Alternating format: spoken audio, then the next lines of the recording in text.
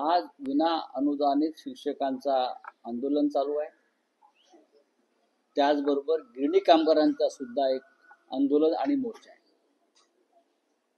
आणि ही दोन्ही आंदोलन ज्या घटकांचे आहेत, एक गिरणी कामगार जो या मुंबईतला खरा श्रमिक आहे, ज्यांच्यामुळे ही मुंबई आपल्याला मिळाली,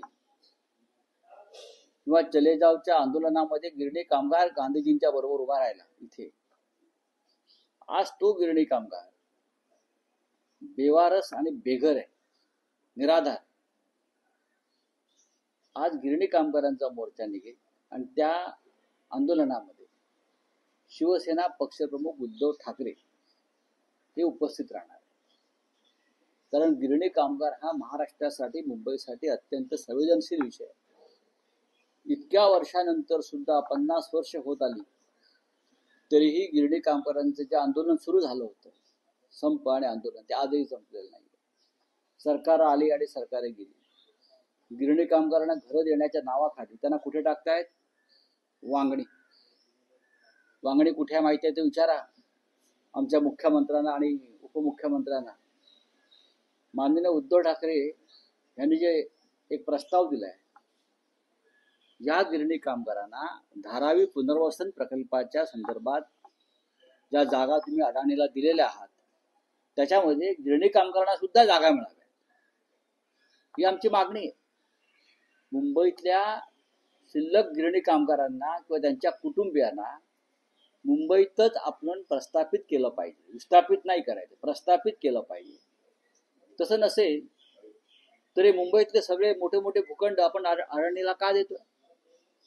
धारावी संदर्भात त्यांना आपण TDR दिलेला आहे, धारावीचा इतका मोठा भूखंड दिलेला आहे.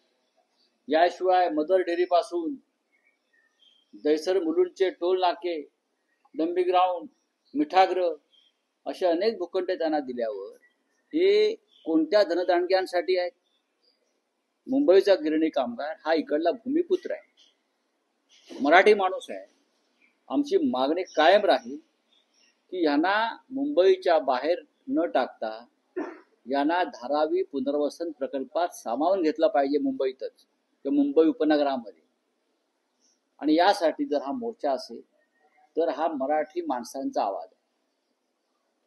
शिवसेना पक्षप्रमुख उद्धव ठाकरे या मोर्चाला शेवटी उपस्थित राहतील. जी सभा होणार आहे तिकडे ते मार्गदर्शन करतील. शिक्षकांचा प्रश्न तर आहेच. हे सरकार नक्की कोणते प्रश्न सोडवत आहे? गिरणी कामगारांचा प्रश्न सुटलेला नाही, सुटत नाही. शिक्षकांचे प्रश्न सुटत नाही. प्रत्येकाला आश्वासन आणि तोंडाला पानं पुसली जात आहेत. मग सरकारने गेल्या काही काळामध्ये नक्की कोणते प्रश्न सोडवले? ठेकेदारांचे, आमदारांचे 50-50 कोटीचे. हिंदी सक्ती केली, मराठी माणसाचे प्रश्न तुम्ही वाढवले, चिंता वाढवली. मग सरकार करतंय का? हा एक गंभीर प्रश्न या राज्यापुढे उपस्थित झालेला आहे. गिरणी कामगार आणि शिक्षकांच्या आंदोलनाला माननीय शिवसेना प्रमुख उद्धव ठाकरे यांनी पाठिंबा दिलेला आहे, सक्रिय पाठिंबा दिलेला आहे. आजच्या मोर्चामध्ये आमचे सचिन अहिर असतील, इतर सगळे शिवसेनेचे प्रमुख त्यात सक्रिय सहभागी या मोर्चाच्या आयोजनामध्ये. आणि म्हणूनच सन्माननीय पक्षप्रमुख उद्धव ठाकरे आजच्या मोर्चाला गिरणी कामगारांचे उपस्थित राहणार आहेत. आमदार संजय गायकवाड यांचे व्हिडिओ समोर आले. त्यांनी कॅन्टीनमध्ये आमदार निवासच्या कॅन्टीन तिथे जाऊन मारहाण केली आहे. मात्र मारहाणीनंतर त्यांनी एक स्पष्टीकरण दिलं की डाळ खराब होती, त्यामुळे हा प्रकार जो घडलेला आहे. जर डाळ खराब असेल त्याला जबाबदार कोण आहे? तुमचं सरकारच आहे ना. ही डाळ, याच्यापेक्षा वाईट डाळ महाराष्ट्रामध्ये आदिवासी पाड्यांवर गोरगरिबांच्या घरामध्ये मिळते. मोदी जे काय फुकट धान्य वाटतायत सगळ्यांना, त्या धान्याची क्वालिटी आपण बघा. फक्त आमदारांना 50 कोटी मिळालेले आहेत, ठेकेदारांना, जे जेवण करणारे कॉन्ट्रॅक्टरना 50-50 कोटी मिळालेले नाहीयेत. त्याच्यामध्ये भ्रष्टाचार आहेच त्या कॅन्टीनमध्ये सुरू. म्हणून अशा प्रकारे टॉवेलवरती मारहाण करायची का आमदारांना? तुम्ही चित्र पहा. मी आज CMना माझ्या ट्विटरच्या माध्यमातून कळवलंय की ही आपल्या राज्यामध्ये कायदा आणि सुव्यवस्था आहे. आमदारांना कोणालाही मारहाण करायची आणि मग आपली बाजू मांडायची की मला डाळ मिळाली नाही, मला भात मिळाला नाही, मला असं वाटत नाही. तक्रार करण्याचे काही सनदशीर मार्ग आहेत. तुम्ही त्याला मारहाण करण्याआधी सुद्धा विधानसभेत येऊन हा प्रश्न मांडू शकता. तुम्ही मुख्यमंत्र्यांना किंवा संबंधित खात्याच्या मंत्र्यांना पत्र लिहून तक्रार करू शकता. पण तुम्ही त्या गरीब माणसाला, कर्मचाऱ्याला मारहाण केली, त्याचा काय दोष आहे? त्याचा दोष काय? त्या कर्मचाऱ्याचा दोष काय आहे? हे सरकार आणि या सरकारचे आमदार या राज्यातले जे दुर्बल आहेत, जे गरीब आहेत, जे तुमच्यावरती अरेला कार्य करू शकत नाही, तुम्ही त्यांनाच मारताय. कोण घेणार? बघा, आता त्यांचा विषय अंगलट आला. त्याच्यामुळे ते कर्मचारी अमुक तमुक त्यांच्यावर दोष टाकतील.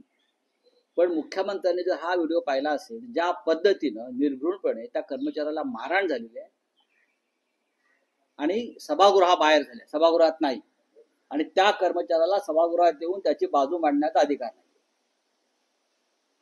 तो मुका माणूस आहे, लक्षात घ्या. त्याला बोलण्याचा अधिकार नाही. तो गरीब आहे आणि तुम्ही गरीबाला अशा प्रकारे लाथाबुक्क्याने तुमचे आमदार सरकारचे मारतायत, सर्वत्र मारतायत. त्याच्यावरती कारवाई व्हायला पाहिजे ना. राहुल गांधी आज बिहार इलेक्शन अभियान में बिहार में जा रहे हैं, बिहार को गड़बड़ी हुई, उस तरीके से सुनवाई नहीं होगी. डेफिनेटली वोटर लिस्ट की गड़बड़ी के बारे में राहुल गांधी बार बार आवाज उठा रहे हैं. बिहार में जो चल रहा है, वोटर लिस्ट में नाम आने के लिए जिस प्रकार के बहुत ही खतरनाक नियम डाल दिए हैं चुनाव आयोग ने, उसका मतलब क्या है? और राष्ट्रीय स्वयंसेवक संघ के 1 लाख से ज्यादा स्वयंसेवक वहां जाकर वोटर लिस्ट में नाम बढ़ाने के लिए काम करने वाले हैं. उसका मतलब क्या है? आप बिहार में भी महाराष्ट्र की तरह चुनाव हाईजैक करना चाहते हैं, वोटर लिस्ट में गड़बड़ी करना चाहते हैं, और जो असली वोटर्स है उसको वोटिंग से दूर रखना चाहते हैं, और वोटर लिस्ट में बाहर के राज्यों के लोग डालकर आप ये चुनाव लड़ना चाहते हैं. तो महाराष्ट्र में इस तरीके से देखा गया था उस टाइम पे सर. यही हो गया ना. 60 लाख नए वोटर्स अचानक 5 बजे के बाद कहां से आए? उसका जवाब चुनाव आयोग अब तक नहीं दे सकता. राहुल गांधी ने यह सवाल पूछा है, हमने सवाल पूछा है, ना सुनवाई चुनाव आयोग करता है, ना सुप्रीम कोर्ट कर रहा है. उसका मतलब क्या है? चलिए, तो उद्धव ठाकरे आज अदालत जा रहे हैं, क्या पूछा? देखिए, मिल वर्कर्स का एक आंदोलन चल रहा है जिसे हम गिरणी कामगार कहते हैं. और ये आंदोलन इसलिए है कि उनका संघर्ष लगभग 50 साल से चल रहा है. 50 साल से उनके घर चले गए, उनकी नौकरी चली गई, उनका रोजगार चला गया, लेकिन ये जो श्रमिक वर्ग है वो आज भी संघर्ष कर रहा है. यही लोग थे जब मुंबई में महात्मा गांधी ने चले जाओ का नारा दिया था, तो यही गिरणी कामगार, गिरणी कर्मचारी, वर्कर्स गांधी जी के साथ, ब्रिटिश के साथ लड़ रहे थे. यही लोग थे मुंबई के लिए हमारे साथ लड़ते हैं. यही लोग हमेशा किसी भी आंदोलन में सड़क पर आते हैं, लेकिन आज वो लोग सड़क पर है.